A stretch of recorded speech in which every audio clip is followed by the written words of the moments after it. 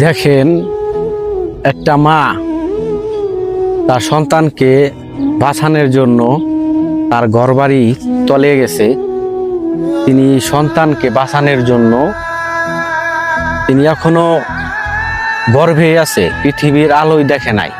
তার আগে যেন মরে না যায়, দুনিয়া থেকে চলে না যায়, সেজন্য মানে দুনিয়াতে আনার জন্য একটা মা দেখেন কি কাজটা করছে। তিনি গাছে উঠে আছে,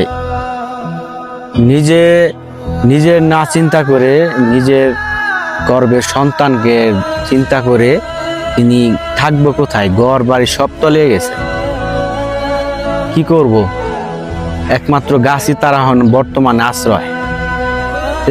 এইসব ভিডিও বর্তমানে এখন যারা বানাইতেছেন এই মহিলাটা নিয়ে, এই ভিডিও না বানাইয়া তার একটা আশ্রয়ের ব্যবস্থা করে দেন, সেটাই বেটার হবে আমি মনে করি।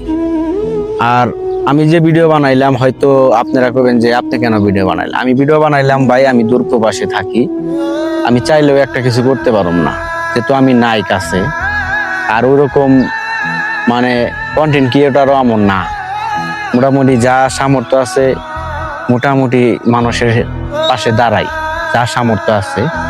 তো আপনাদের যারা মানবিক কাজ করেন তাদের দৃষ্টি আকর্ষণ করে বলছি, যারা আইন শৃঙ্খলা বাহিনী আছেন তাদেরকে দৃষ্টি আকর্ষণ করে বলছি, এই মহিলাটাকে একটা আশ্রয় ব্যবস্থা করে দেন।